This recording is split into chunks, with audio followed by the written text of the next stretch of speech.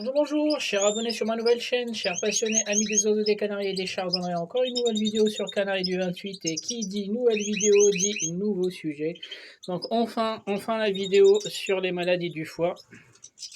Donc une vidéo très importante.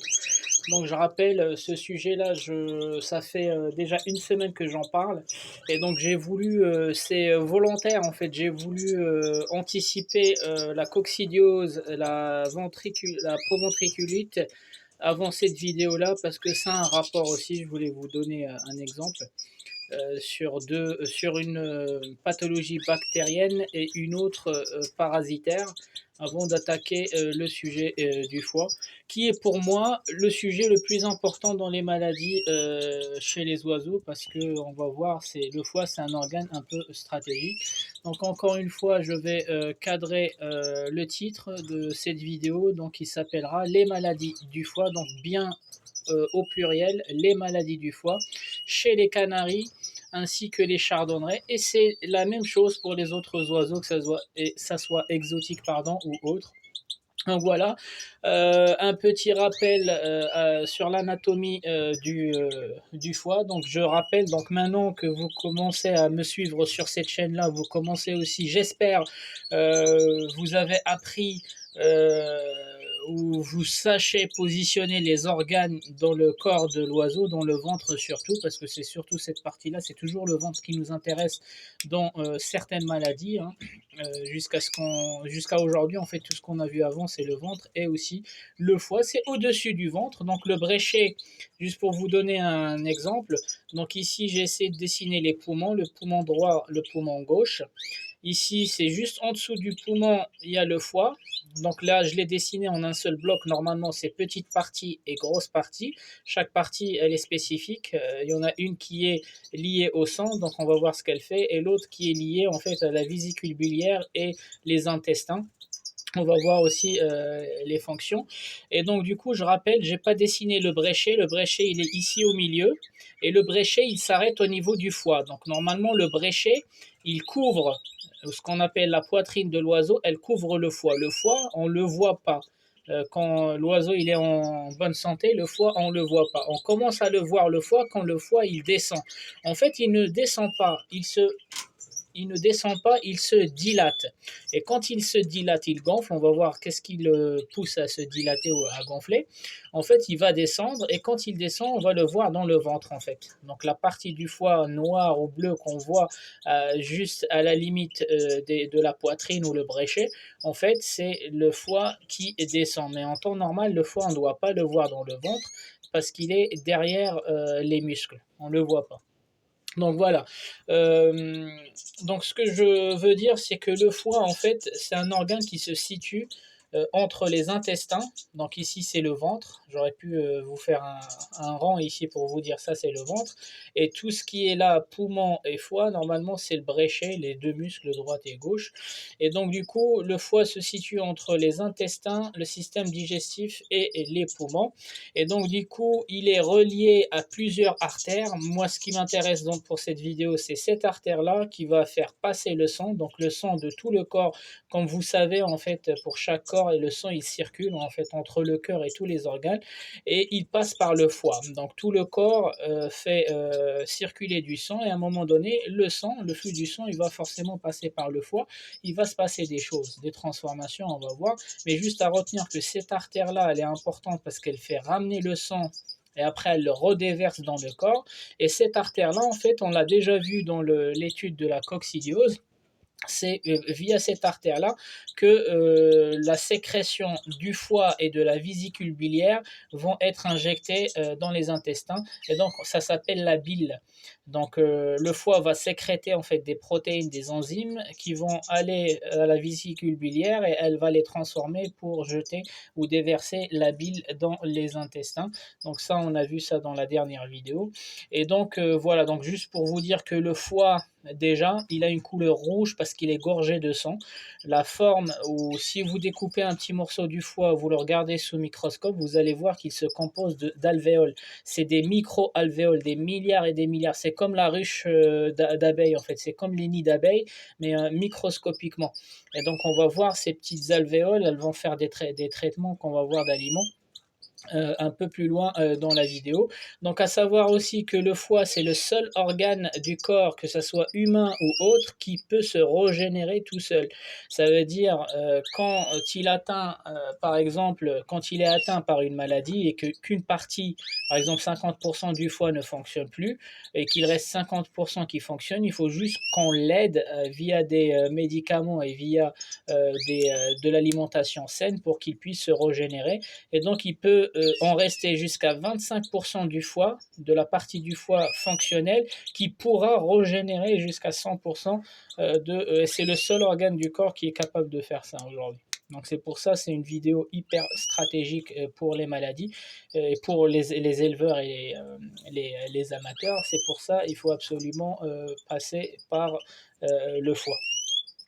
Donc du coup, je rappelle, c'est pas la maladie du foie. Il n'existe pas une maladie du foie, mais les maladies du foie, et vous allez comprendre pourquoi. Donc je vais attaquer les fonctions du foie. À quoi il sert le foie dans n'importe quel corps d'un humain? En fait, les fonctions du foie aujourd'hui, elles sont réparties sur plus de 500 fonctions. Après, c'est quel degré de détail on veut aller. Moi, ce qui m'intéresse, on ne va pas lister les 500, je vais juste lister les fonctions qui ont un rapport direct avec la façon avec la façon d'élevage, en fait. Soit les techniques de l'éleveur, soit l'alimentation de l'éleveur, ou soit les conditions dans lesquelles on fait évoluer notre élevage. Donc, la première fonction qui est importante, c'est que le foie, il filtre les toxines. Donc, les toxines, elles sont un peu partout, elles sont dans les aliments qu'on donne à nos oiseaux, elles sont aussi dans l'entourage où évoluent notre oiseau. Par exemple, un oiseau qui va aller dans la cage du fond, grignoter du carton, va mettre sa langue sur les barreaux qui sont chromés ou qui sont sales, machin, tout ça, en fait, ça va lui faire incorporer des toxines dans le sang, donc ils vont se retrouver dans les intestins, puis se retrouver dans le sang, et via le sang, hop, une fois que ça passe dans le foie il va stopper, il va filtrer les toxines qu'il va stocker. Donc il va débarrasser le sang des toxines au niveau du passage pour libérer du sang sans toxines. Deuxième fonction, c'est purifier le corps des produits chimiques. Donc c'est pareil, les produits chimiques qui se situent dans l'alimentation, les produits chimiques que nous on leur administre via des médicaments, via des compléments alimentaires, etc. À un moment donné, ils vont se retrouver dans le sang et quand le sang il passe dans le foie, il sera purifié. Ça veut dire tous les produits chimiques vont être stockés, vont être mis de côté. Et puis le sang, il sera réinjecté dans le corps dépourvu de ces produits chimiques et des toxines. Donc encore, une des fonctions qui est importante du foie, le foie représente, en fait, le foie, il stocke du sang. Et oui, quand on est blessé, quand l'oiseau, il perd un ongle, moi par exemple, la semaine dernière, il y a un de mes mâles qui est resté coincé avec un ongle dans la cage, il a perdu beaucoup de sang. Ce qu'il faut savoir, c'est que dans le foie, pourquoi il est rouge? Il est rouge parce qu'il est gorgé du sang. Et la quantité du sang qui représente, alors excusez-moi, je vais juste prendre mon fer, j'ai oublié, donc c'est pas 8 millilitres, c'est 8%. Hop. Donc il reste 8% de réserve de sang stockée dans le foie au cas où l'animal va saigner ou va perdre ou fera des hémorragies ou va perdre beaucoup de sang. Le foie pourra remplacer 8% du sang global à réinjecter dans le corps. Pareil, le foie va stocker tout ce qui est fer, le surplus du fer, des vitamines, des sels minéraux. Donc pareil, via le sang, quand le sang arrive dans le foie il va enlever les surplus, réguler en fait les vitamines. Donc s'il y a beaucoup de vitamines dans le sang, beaucoup de sels minéraux, beaucoup de calcium, beaucoup de fer, peu importe les substances, il va les réguler. Donc c'est pour ça qu'on parle d'un régulateur. Et il va aussi réguler le glucose, donc le sucre, l'espèce de sucre qu'on a dans les fruits. Quand on donne des fruits, des légumes avec un taux de glucose élevé, bah, même si dans le sang il y a un taux de glucose élevé, ça ne va pas se voir sur l'oiseau. Pourquoi? Parce que le foie, tout simplement, il a régulé ces taux. Et j'en passe, il y a 10 000 fonctions du foie. Donc juste, vous avez remarqué que le foie joue le rôle d'une batterie ou d'un condensateur pour les électroniciens. Ça veut dire il va charger il va en fait réguler le sang quand il y a un surplus, donc il va charger ses réserves. C'est à ça que ça sert en fait les alvéoles dont on a parlé tout à l'heure. C'est des réserves, c'est des petites poches pour stocker toutes ces substances.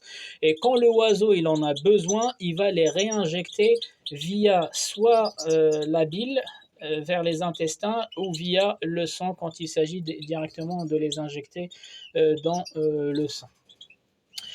Donc, est-ce que j'ai oublié quelque chose? Non, mais de toute façon, si j'oublie un truc, je reviendrai dessus tout à l'heure. Donc, voici en ce qui concerne les fonctions du foie. Ensuite, les types de maladies du foie. En fait, il y a autant de maladies que de fonctions. Donc, chaque fonction du foie, quand elle tombe en panne, ça se transforme sous forme de maladie. Donc, la personne qui vous dit que la maladie du foie se soigne en faisant ça, ça, ça, c'est pas du tout crédible. Donc le foie, il a 10 000 raisons pour tomber malade, et quand on dit le foie il tombe malade, il peut y avoir un défaut que sur un lot de fonctions. Sur les 500 fonctions par exemple, il n'y a que 3 ou 10 fonctions qui ne fonctionnent pas. Les autres fonctions, elles fonctionneront parfaitement. Donc on va regarder maintenant les types de maladies qui peuvent toucher le foie. Donc je vais commencer par les plus courantes. Les plus courantes, en fait, il s'agit du foie gras. Le foie gras qui est causé par l'alimentation des oiseaux. Ça veut dire une alimentation très riche, mais par contre, je dénonce le fait que ça touche que les femelles, parce que les femelles, elles mangent toujours plus que l'homme. Non, ça peut toucher les femelles comme ça peut toucher l'homme. Et le responsable de cette maladie, c'est l'humain, c'est l'éleveur, parce qu'il ne contrôle pas la richesse des aliments qu'il donne ou qu'il présente en fait à ses oiseaux. Et les oiseaux, c'est pareil que les enfants. Si on leur donne que des sucreries, si on leur donne que des desserts, ils vont manger que des desserts, ils mangeront jamais les pois chiches, ils mangeront jamais les légumes. Donc du coup, là, c'est le rôle, et c'est à 100% en fait l'éleveur qui doit agir en fait sur le foie gras. Donc c'est à nous de contrôler les aliments qui soient pas en quantité, mais qui soient surtout de qualité, c'est surtout ça. Et le foie gras, ça se traduit par quoi en fait? Le foie gras, ça se traduit par le foie qui s'engraisse. Le foie, il s'engraisse. Pourquoi? Pour 2 raisons. Il s'engraisse, premièrement, c'est parce qu'il n'arrête pas de cumuler. On vient de voir que le foie, c'est comme une espèce de batterie ou un condensateur, donc il se charge, il met en fait des substances de côté, et quand le corps il est en carence ou il en a besoin, il les réclame, il va lui donner. Le problème, c'est que ça ne marche, ce fonctionnement de batterie ou ce fonctionnement de condensateur ou de réserve pour les non... ceux qui ne sont pas électriciens ou électroniciens, c'est une réserve. L'intérêt de la réserve, c'est de mettre de côté et revenir quand on en a besoin. Mais si le foie il ne fait que cumuler, que cumuler, que cumuler, à un moment donné, le condensateur ou la batterie va déborder, va lâcher, parce que les réserves elles sont pleines, et on continue quand même à les alimenter. Donc le foie, quand il fait que alimenter, en fait, que mettre de côté en fait les substances, il va gonfler, il va s'engraisser, il va gonfler, il va gonfler, il risque de se dilater, soit vers le bas, soit dans ce sens-là, hop, soit dans ce sens-là, vers le bas, et dans ce cas-là, il va sortir sur la partie transparente du ventre de l'oiseau, donc on va le voir, on va voir une tache noire à ras avec le bréchet, juste à côté des côtes, des muscles, ou bien, souvent on oublie, mais il peut aussi se dilater vers le haut. Et dans ce cas-là, il est en contact avec les poumons, mais il va venir écraser les poumons ici. Et donc, du coup, ça se traduit comment sur l'oiseau? En fait, l'oiseau qui avait des gros poumons au début, il respire normalement. Sauf que le foie, au lieu de se dilater vers le bas, il se dilate vers le haut. Nous, on ne le voit pas parce qu'on voit pas le foie dans le ventre. On ne voit pas le bleu, en fait, sur le ventre. Mais par contre, l'oiseau, il respire mal. L'oiseau, il a doublé sa vitesse de respiration. Et en plus, vous allez voir le bec de votre oiseau qui claque, qui fait ça. Mais il n'y a pas de sifflement. Le sifflement, on va le voir encore. Le sifflement, c'est la cariose respiratoire qu'on va voir dans une autre vidéo, un autre titre. Donc moi je parle quand l'oiseau il respire fort. Donc déjà vous l'examinez, il a rien. Il a un ventre qui ressemble à la couleur de mon doigt, bien homogène, pas gonflé. Mais par contre, vous voyez qu'il respire super vite, et surtout il claque du bec. Il fait cac, cac, cac, mais il n'y a pas de sifflement. J'insiste sur le sifflement. Le sifflement, on va le voir. Donc quand il fait ça veut dire le foie, il a gonflé, donc il a la maladie du foie gras, mais nous, on ne le voit pas parce que ça ne s'est pas fait dans ce sens-là, ça s'est fait vers le haut. Et vers le haut, on ne le voit pas parce qu'il y a les muscles. Et donc du coup, il vient prendre une partie de la place des poumons et les chambres d'air vont se réduire. C'est pour ça le canari ou le chardonneret va respirer 2 fois plus vite pour aller chercher le taux d'oxygène qu'il lui faut normalement. Ça se soigne en équilibrant l'alimentation. On va voir les solutions tout à l'heure. Donc c'est juste pour vous dire que il y a certaines personnes, ils voient que l'oiseau, il ouvre son bec comme ça, ils pensent tout de suite à la cariose, la cariose respiratoire, pardon, ou à un cancer ou à un machin. Ça n'exclut pas, mais par contre, souvent, le cas, ça vient du foie en fait, le foie qui est trop gras et qui va écraser les poumons. Et l'oiseau, le pauvre, lui, ce qu'il lui faut, c'est un taux d'oxygène, donc il va doubler, voire tripler sa respiration. Encore, il faut juste que le bec claque, mais sans sifflement. J'insiste sur le sifflement. On va comprendre pourquoi le sifflement plus tard. C'est parce que l'œsophage, il passe d'un diamètre supérieur à un diamètre inférieur à cause des acariens. Et c'est d'où c'est le principe de la flûte en fait. Quand les trous ils sont plus petits, on entend le sifflement. Mais rien à voir avec le sifflement. Moi je vous parle quand l'oiseau est en bonne santé, le bréchet il est correct, le ventre il est correct, il respire vite, il claque du bec comme ça. C'est forcément le foie qui est trop gras. Donc il faudra mettre le plan d'action qu'on va voir tout à l'heure. Donc la première maladie et la plus courante, c'est le foie gras. Encore une fois, elle ne touche pas que les femelles parce qu'elles mangent plus que le mâle. Elle peut aussi toucher les mâles et c'est la cause, c'est l'éleveur qui leur donne des graines trop gras, de la pâtée, des œufs tous les jours, des machins. Et donc du coup là, c'est 100%. Il n'y a pas d'éléments perturbateurs extérieurs, c'est la technique de l'éleveur. Il y a aussi les toxines. Donc les toxines qui peuvent se trouver dans les aliments, comme elles peuvent se trouver dans le milieu extérieur.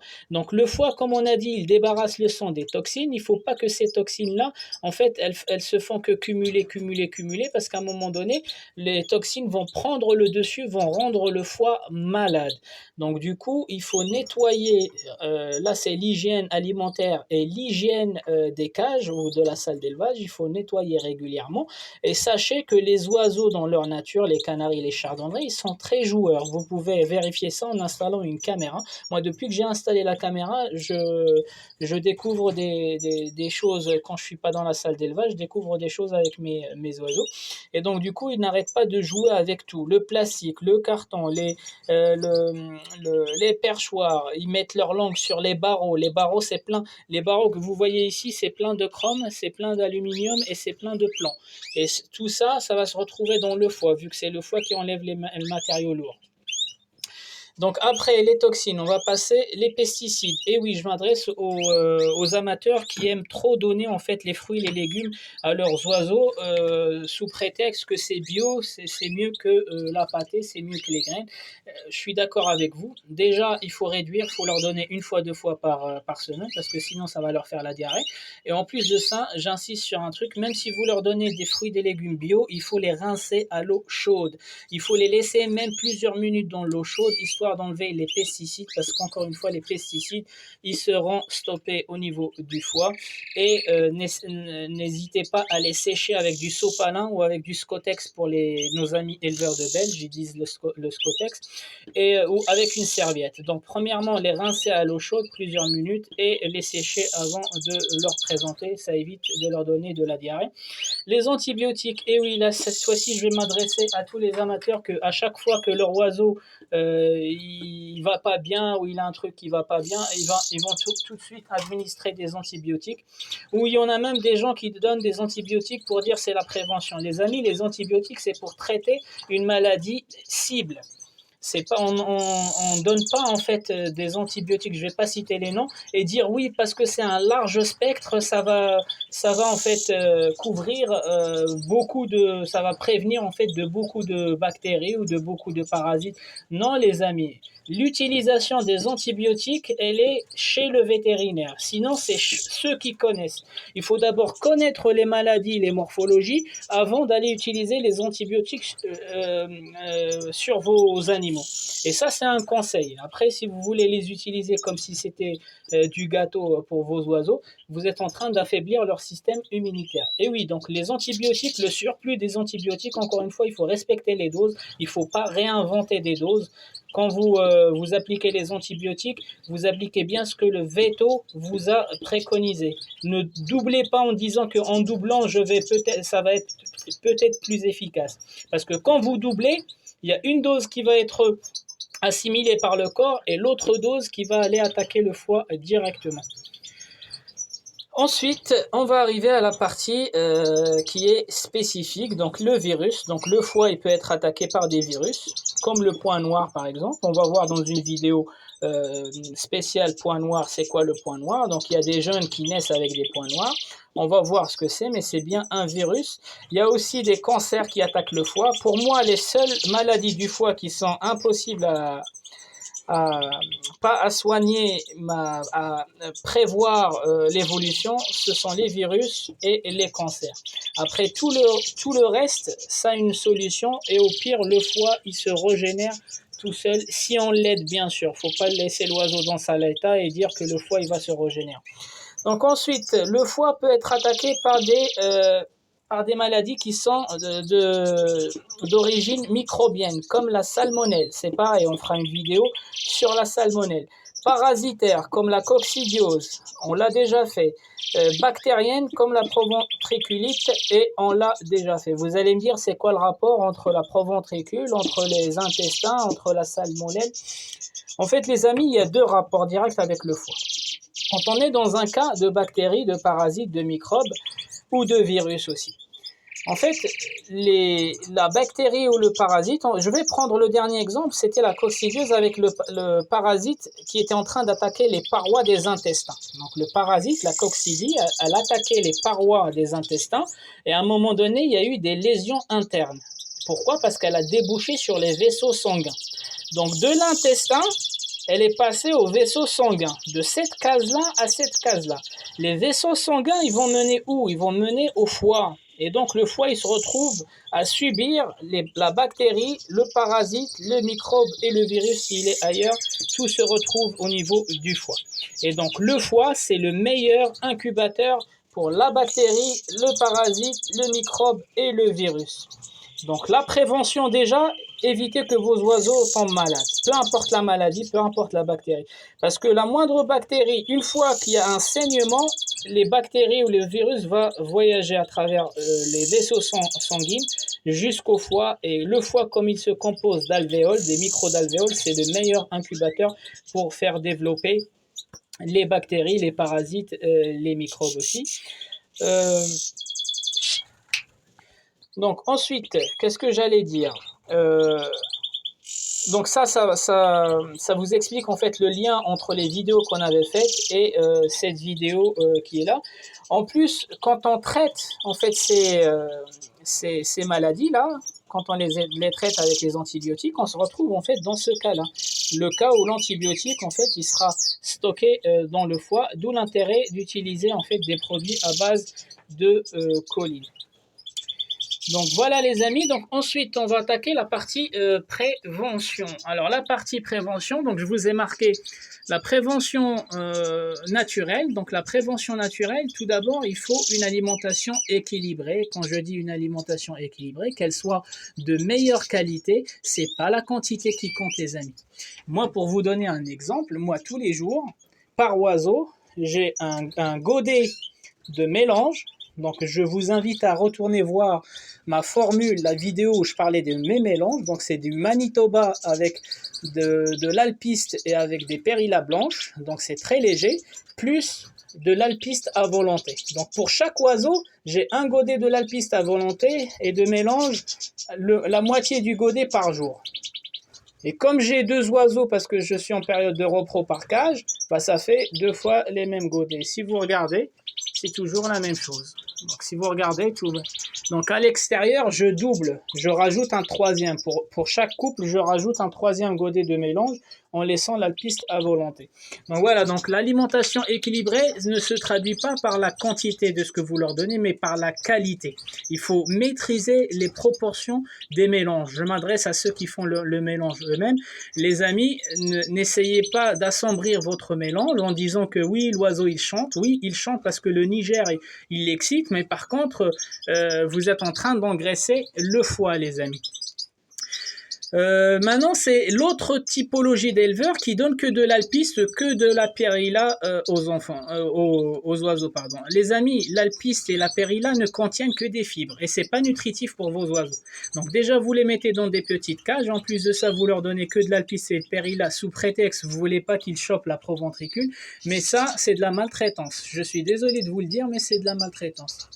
Donc, alpiste, périlla n'est qu'une source de fibres. Après, il faut tous les autres vitamines dont on a parlé. Donc, si c'est pas via les graines, c'est via les fruits, via de la pâtée une fois de temps en temps, via, même si vous le mettez dans des petites cages, la pâtée une fois par semaine, riche du calcium, un petit godet de mélange 2-3 fois par semaine, un petit doigt 2-3 fois par semaine, et puis on retrouve l'alimentation équilibrée. Donc, ne soyez pas extrémistes, soit beaucoup d'alimentation, soit uniquement l'alpiste. Non, les amis, vous pouvez trouver un juste équilibre entre les deux. Et l'alpiste, c'est bien, je dis pas que c'est pas bien. L'alpiste et la périlla, c'est tout bénéf, c'est des fibres, mais tout seul, c'est pas nutritif pour les animaux, ils vont développer des carences. Donc ensuite, la prévention, il faut leur donner des orties. Les orties, c'est une plante qui est épurative.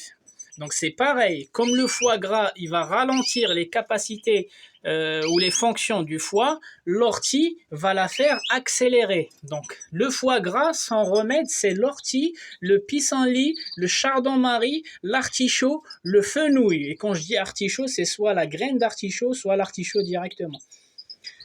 Et donc pourquoi tout ça? Parce qu'ils contiennent en fait ce qu'on appelle la choline. La choline, c'est ce qui nettoie, c'est ce qui protège le foie. Donc le stockage du foie, du foie, à un moment donné, il est nettoyé par la choline. Le foie, il fabrique sa propre choline, mais comme elle n'est pas suffisante parce qu'il a beaucoup stocké, il faut lui administrer la choline via ces substances-là, via le pissenlit, via le chardon-marie, l'ortie aussi, c'est important. Et donc, du coup, la prévention toujours, ça, c'est la prévention en rajoutant en fait des aliments, mais la prévention en faisant attention, c'est éviter les autres maladies. Comme on a vu, le virus, microbes, parasites, bactéries vont se retrouver dans le foie si on ne les soigne pas. Et encore une fois, il faut soigner la source. Il y a certaines personnes, je vais revenir sur l'anatomie, il y a certaines personnes en fait qui voient que le foie, en fait, ils ont des oiseaux avec 2 maladies, 3 maladies dans le même oiseau. Ils ont par exemple la coccidiose et ils voient le foie. En fait, forcément, la coccidiose, elle a impacté le foie parce que le parasite il s'est retrouvé dans le foie et ils vont commencer par soigner le foie. Non, soignez la maladie d'origine. Vous soignez d'abord votre proventricule, vous soignez d'abord votre gésier, vous soignez d'abord vos intestins avant de finir le foie. Ne vous inquiétez pas, le foie, c'est un bon soldat. Il sait tenir et à un moment donné, au pire, il peut se régénérer tout seul. Mais soignez d'abord, allez chercher la source des problèmes. Le gésier, la proventricule, les intestins avant d'aller attaquer, avant d'aller soigner le foie. Parce que vous allez soigner le foie, mais les autres organes, ils sont toujours malades et dans le sang, on trouve toujours le même parasite. Donc le parasite, il va revenir au foie systématiquement. Donc encore une fois, les amis, il faut éviter les autres maladies. Parce qu'à chaque fois que votre oiseau est tombe malade, c'est un risque que la maladie puisse atteindre le foie via soit le parasite directement, il va se retrouver dans le foie, soit les antibiotiques. Parce que quand on soigne les animaux, les oiseaux, en fait, le foie, il prend un coup avec tous les antibiotiques, comme on avait vu. Les produits chimiques, ils sont purifiés par le foie. Et donc, à part la prévention naturelle, vous allez me dire, oui, mais dans la nature, le chardonneret n'a pas besoin de tous ces produits, des compléments, machin. Les amis, dans la nature, le chardonneret, il se nourrit, il a plusieurs sources de nourriture. Il a les graines, il a les insectes et il a les plantes aussi. Et ça, vous avez tendance à l'oublier. Tout ce que je vous ai cité ici, le chardonneret, il les mange dans la nature. Les orties, le pissenlit, le chardon-marie. Le chardon-marie, pourquoi on l'appelait le chardon? Enfin, par rapport au chardonneret. L'artichaut, c'est pareil. Tout ça, c'est des sources de choline. Donc, dans la nature, le chardonneret, il n'a pas besoin qu'on lui donne en fait l'océcoline, la bêta-col, parce qu'il sait où aller chercher en fait son protecteur hépatique. Et donc, du coup, moi, personnellement, comme je peux pas lui fournir des orties, du pissenlit, parce que j'en trouve pas ici dans les bois, bah, en fait, j'ai recours à des compléments alimentaires. Encore une fois, complément alimentaire, c'est pas un antibiotique, les amis. C'est un complément, comme le nom l'indique. Donc, l'océcoline, je vous l'ai déjà présenté. L'océcoline est celui-ci. Il me sert de prévention et de traitement curatif aussi. Quand je vois que le foie il est malade, ça arrive quand j'achète des nouveaux oiseaux que le foie il est atteint, ça arrive que j'applique ça, il est super efficace et pour moi c'est le meilleur protecteur hépatique, mais il est cher, hein, 18 euros. Vous avez vu 18 euros. Il y a aussi l'avicole, donc ça c'est la prévention. Ça malheureusement ça fonctionne rarement quand il s'agit de guérir, mais ça fonctionne pour la prévention. Il est super bien ce produit-là. Et là, il y a 2 ou 3 ans, 2 ans je pense, j'ai découvert le Betacol aussi que j'utilise toutes les semaines. Donc voici les 3 compléments alimentaires, les amis. Donc j'avais fait une vidéo, vous pouvez retourner voir ma vidéo où je parlais du programme en boisson pour mes oiseaux toute l'année. Donc il y avait 3 vidéos, donc 3 phases de l'année. Ça, je leur donne toute l'année. En fait, la Betacol ou la Vicol, je leur donne à tour de rôle toutes les semaines avec le vinaigre de cidre. Par contre, quand est-ce que je vais les enlever? Je vais les enlever quand j'ai les premiers jeunes. Pourquoi? Parce que les premiers jeunes, s'ils vont s'habituer, leur corps va s'habituer aux compléments alimentaires, le foie, il va toujours attendre la choline pour pouvoir purifier, purifier. Donc du coup, il va devenir feignant comme n'importe quel corps qui reçoit en fait de la matière de l'extérieur. Donc quand j'ai toute l'année, je donne du Betacol et du vinaigre de cidre. Quand j'ai les premiers jeunes, en fait, entre le sevrage et la mue juvénile, je ne leur donne pas de complément alimentaire. Comme ça, leur propre corps va se développer d'une façon normale et surtout, je ne fragilise pas le système immunitaire, ni le foie, ni les fonctions vitales des oiseaux. Donc voilà les amis, je pense qu'on est arrivé à la fin de cette vidéo. J'espère que ça vous a plu. Je vous préviens, la prochaine vidéo, je vais revenir sur le sujet des mutations. Je vais essayer de vous résumer les 3 mutations et leurs calculs parce qu'il y a des personnes de Facebook qui m'ont posé plusieurs questions et pareil, j'ai reçu plusieurs mails. Je pense que les vidéos ont été trop dans les détails. Je vais essayer de vous faire un résumé de la mutation liée au sexe, un résumé de la mutation récessive, un résumé de la mutation dominante, en prenant un exemple de chaque, et vous montrer comment vous calculez vous-même les mutations de vos jeunes en connaissant la mutation des parents. Donc j'essaye de faire cette vidéo dans la foulée. Donc les amis, c'est tout pour aujourd'hui. Je vous dis à la prochaine vidéo. Je vous souhaite un bon visionnage et je vous dis ciao ciao.